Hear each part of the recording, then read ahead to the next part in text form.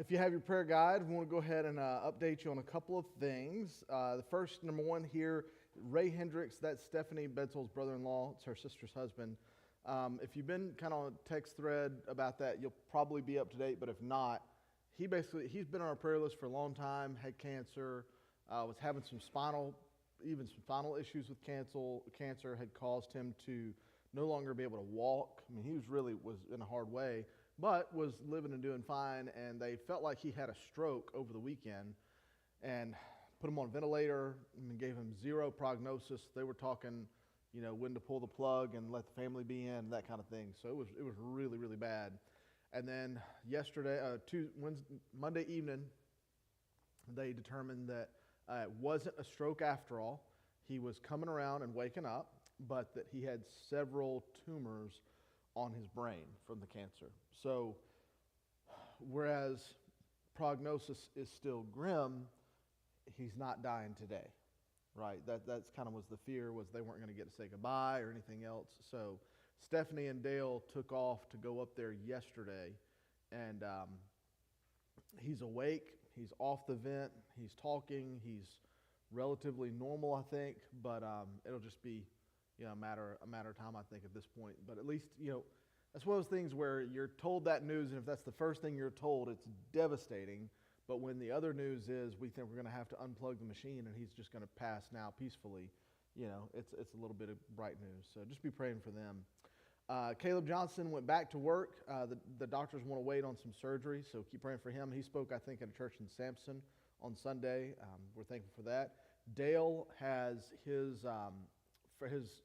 port put in tomorrow, and if all that goes well, his first chemo treatment will be on Monday, and then Stephanie has a consult on Monday with her foot as well for that follow-up. So office will be open, I'll be around, Ron will be around, but Stephanie will not, so we won't expect a newsletter out that day.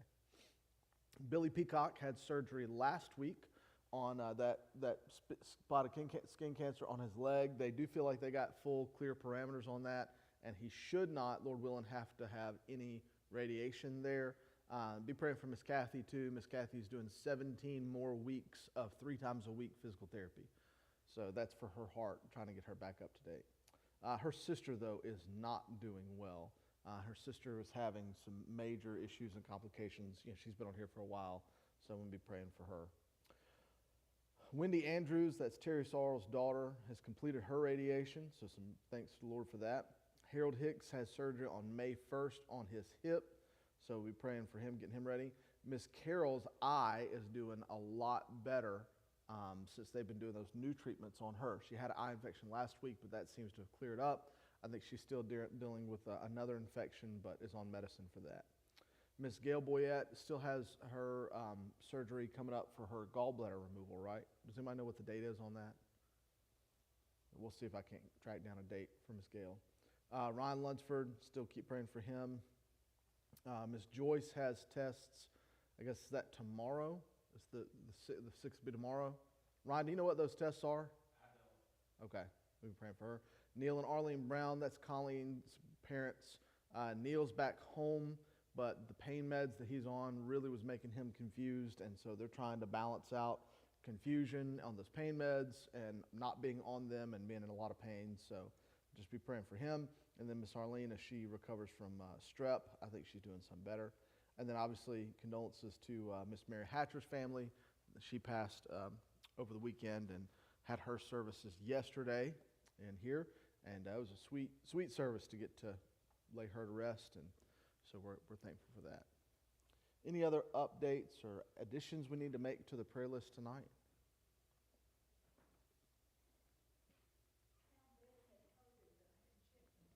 Miss Pam got COVID again? Didn't they just have it before their trip? Oh my goodness, I did not know that. Mercy. Or did she have and Paul have it before their trip, or did just Paul have it? And one of them had it before their. I know he clearly doesn't have it. He's here tonight, but goodness, I hate that for them. They're just getting all they want of that junk.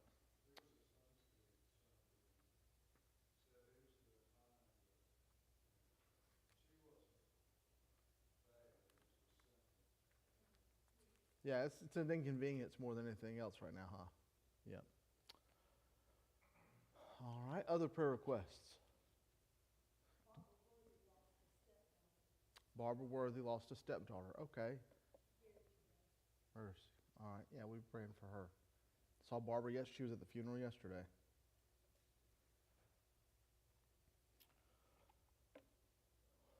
Other prayer requests. Jeff, how'd y'all's appointments go yesterday? They go good? Good. All right. Miss Diane?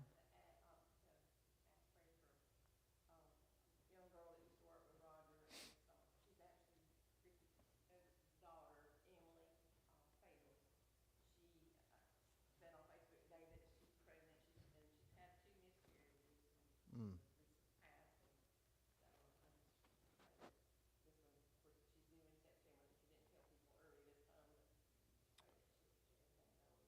Okay.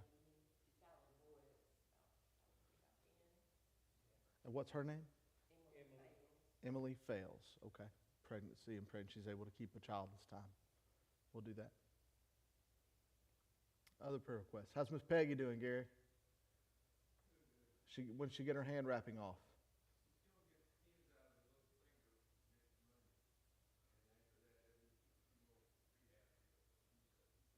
So you got a few more weeks. You don't have to worry about her backhanding you, but it's coming. Okay. Anything else?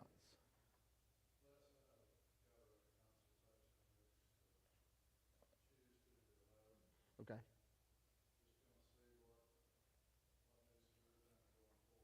Cataract consult next Tuesday on the 11th, just to see if they may be able to help you at all.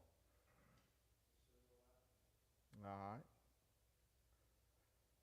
Other prayer requests.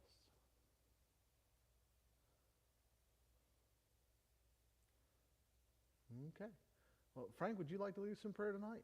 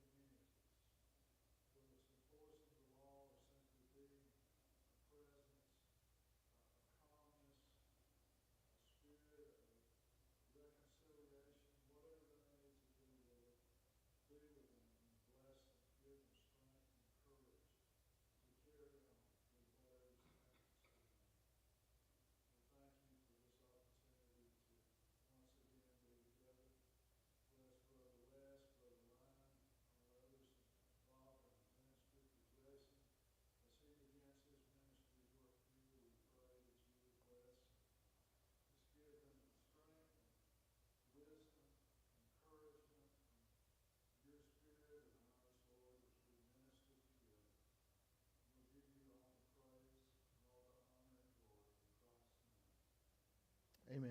Thank you, Frank. If you have your Bible, open to 1 Samuel 22, verse 6, as we kind of pick up where we left off last week.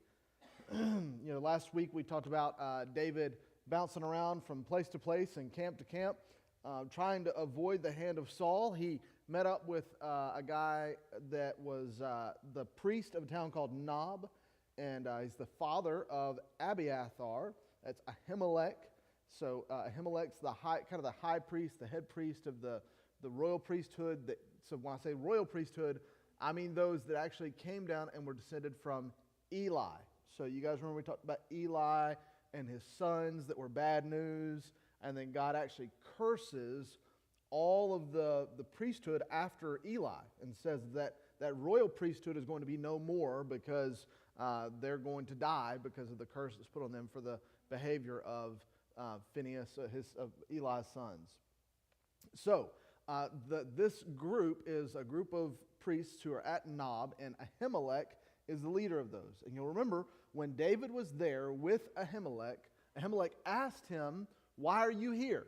And David, remember, lied to him and told him he was on the king's errand, and he was there to procure food. And if he had, on his way out the door, he says, "Hey, by the way, do you have a sword?" And he says, "I have the sword of Goliath." And he says, "There's no other like it," right? So this kind of all happens at that time. And then David leaves, and he goes to Gath, and then he has to act all crazy and drools and all the other. And the Philistines kick him out, and then he goes to the caves at Alumen, right? And he's waiting at the caves, and people are coming to him in droves, in hundreds and hundreds of people. And he's elected the leader over these hundreds of basically refugees from Saul's tyranny and Saul's terror. And we've said that the Lord has kind of been piecemeal leaving Saul more and more, to the point that he eventually casts out Samuel. And Samuel leaves, and the presence of God leaves with Samuel, but still, he's had David there, and so God's presence has been there while David was there, but now he's cast out David, and he still has Jonathan there. But as we'll see in a moment, he's at odds with Jonathan because Saul has found out that Jonathan has made a covenant to hide David and sent David off. So here's the picture. Saul is sitting underneath a tamarisk tree. It's a large tree, about 20-ish feet tall, has leaves that are kind of like feathers, so it gives good coverage. It's a luxurious lounging spot. And he's got all the yes men around him, all the cronies, all the people that are just waiting to get a favor from the hand of the king.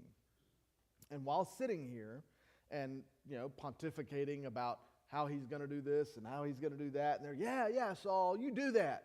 Yeah, we're here, absolutely. These are people he's given land to, he's given armies to, he's given money to, so they're all in his pocket. And they're kind of just sitting around echoing how great he is as he stands there with his spear in hand, right? That same spear that you've imagined he's launched at David twice and Jonathan once. And so he's got a short temper. They all know he's got a short temper, and so they're all hanging out. And he says, "By the way, why didn't anybody tell me that we had spotted David?" And that's kind of where our story tonight is going to begin, is Saul mentioning that David has been spotted and wants to know why nothing was done about it at the time. So look at 1 Samuel chapter 22, verse 6. Now Saul heard that David was discovered, and the men who were with him. So that's this whole group now at this point, with hundreds of people. Saul was sitting at Gibeah under the tamarisk tree on the height with his spear in his hand, and all his servants were standing about him. And Saul said to his servants, who stood about him, "Hear now, people of Benjamin. Will the son of Jesse," that's David, "give every one of you fields and vineyards? Will he make you all commanders of thousands and commanders of hundreds, that all of you have conspired against me? No one discloses to me when my son makes a covenant with the son of Jesse. None of you is sorry for me or discloses to me that my son has stirred up my servant against me to lie in wait as at this day." Then answered Doeg the Edomite, who stood by the servants of Saul, "I saw the son of Jesse coming to Nob, and Ahimelech the son of Ahitub he inquired of the Lord for him and gave him provisions and gave him the sword of Goliath the Philistine." So let's stop there for a second. what exactly has transpired? Because there's this guy named Doeg. He's an Edomite. Do you know why it mentions that he's an Edomite? Because he's not an Israelite. That's why it mentions he's an Edomite. This is someone who was not one of God's people. He was there to stir up trouble in a lot of ways. And if you'll remember, when David visited Ahimelech, he noticed Doeg. It says there's kind of a throwaway line that the head of Saul's shepherds, Doeg, was standing by and saw what occurred. And in that moment, when David gets the showbread, the bread of the presence, and he gets the sword, Doeg observes all of it. Going on. Then the king sent to summon Ahimelech the priest, the son of Ahitub, and all his father's house, the priests who were at Nob, and all of them came to the king. And Saul said, "Hear now, son of Ahitub." And he answered, "Here I am, my lord." And Saul said to him, "Why have you conspired against me, you and the son of Jesse, in that you have given him the bread and the sword, and have inquired of God for him, so that he has risen against me to lie in wait, as at this day?" Then Ahimelech answered the king, "And who among all your servants is so faithful as David, who is the king's son-in-law and captain over your bodyguard and honored in your house? Is today the first time that I have inquired of God for him? No. Let not the king impute anything on his servant or to all the house of my father, for your servant has known nothing of all of this, much or little." And the king said to him, "You shall surely die, Ahimelech, you and all your father's house." And the king said to the guard who stood about him, "Turn and kill the priests of the Lord, because their hand alone is with David." And they knew that he had fled and did not disclose it to me. But the servants of the king would not put out their hand to strike the priests of the Lord. Then the king said to Doeg, "You turn and strike the priests." And Doeg the Edomite turned and struck down the priest. And he killed on that day 85 persons who wore the linen ephod. And Nob, the city of the priests, he put to the sword, both man and woman, child and infant, ox and donkey and sheep. He put to the sword. So he killed everybody. He massacred an entire village, not just any village, the village of the royal priesthood. Everybody, except for one. But one of the sons of Ahimelech, the son of Ahitub, named Abiathar, escaped and fled after David. And Abiathar told David that Saul had killed the priests of the Lord. And David said to Abiathar, "I knew on that day when Doeg the Edomite was there that he would surely tell Saul, 'I have occasioned the death of all the persons of your father's house. Stay with me and do not be afraid, for he who seeks my life seeks your life. With me you shall be in safe keeping.'"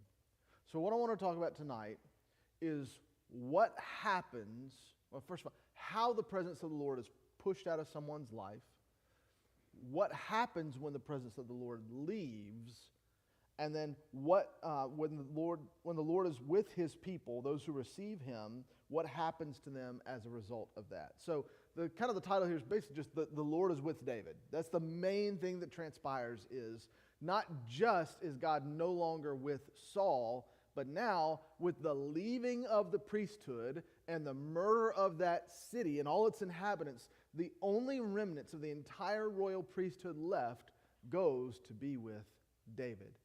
It's the final piece of the puzzle that is going to give him authority over the kingdom.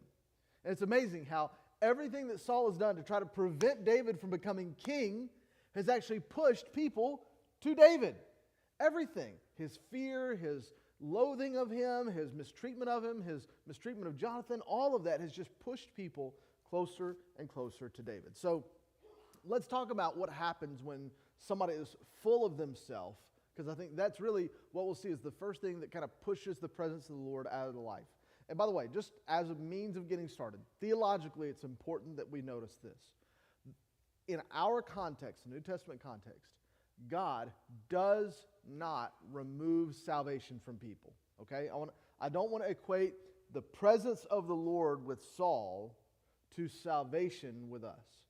It would be much more likely to say that Saul, because Saul never showed repentant attitude before the Lord, right? He never showed a devotion to the Lord at no point in time. It was always when it was convenient for him that he showed this moment and this response. It would be a lot more like somebody who grew up in church and went to church, was around the presence of God, can recognize the presence of God when he's active somewhere, but is not a participant in that. And is really a fair weather Christian. Like I'm a Christian and a church member when it favors me most. So that might be like someone who's a figurehead in a city who attends church around election time to get elected, right? That kind of be the way that you think about it. And then when it's not election time, all of a sudden they disappear and you don't ever see them. And then when they need something, they come back and they'll attend church and get people in their good favor and then they'll leave again. So that's the kind of relationship Saul has. So when we see that the Lord removes his hand of blessing from Saul, it's not because Saul was once saved and is no longer saved. It's not that kind of relationship. Saul has never been devoted to the Lord at any point in time. So when full of oneself, I would say there is no room for the presence of the Lord. That's kind of the first lesson we're going to learn here, is that when we're full of ourselves, like in this case, when Saul's full of himself, the opportunity for the Lord to reach in and speak truth into his life is completely gone. Why would I say that? How do we infer that from this picture? Well, how does it start? It starts with Saul being angry on a hillside in Tarshish, right? Under the terebinth tree in Gibeah. And he's sitting there underneath it with a spear out, talking about how great he is. He's angry about David, and he tells them, didn't I give you, what has David given you kingdoms? Has David given you thousands to command over, or hundreds, or tens of thousands, or hundreds to command over? Has David given you X amount, this, that, or the other? You can imagine, this isn't the only thing he said. He's probably been talking about this for a while, and this is just a summary statement. He's probably telling me, hey, Bobby, remember that time I gave you my four-wheeler because you needed a place to get around town and you didn't have anything? Hey, Angela, remember that time that I took care of you whenever you needed somebody to take you for a ride someplace? Or, Anna, don't you remember that time when you needed somebody to come over and lift a pile of wood for you and I came and helped do that, right? You can imagine that it's that type of favor trading. He's telling, remember all the things I've done for you? What's David going to do for you? Is he going to give you land that I've already given you? No. Is he going to give you command over armies? He doesn't even have an army, right?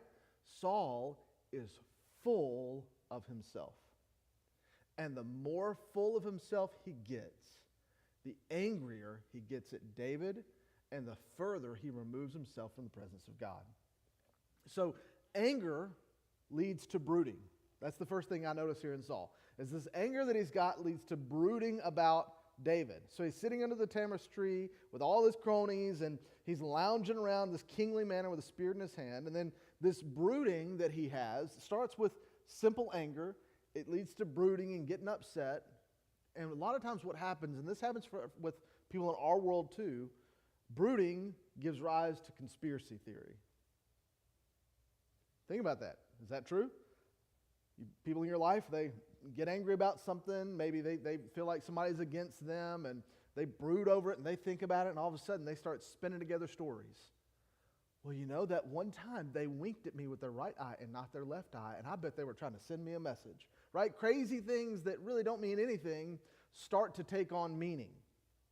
And this is what happens here in verses 7 and 8. Look back in verses 7 and 8. And Saul said to his servants who stood about him, hear now, people of Benjamin, will the son of Jesse give every one of you fields and vineyards and make you all commanders of thousands and commanders of hundreds, that you all have conspired against me?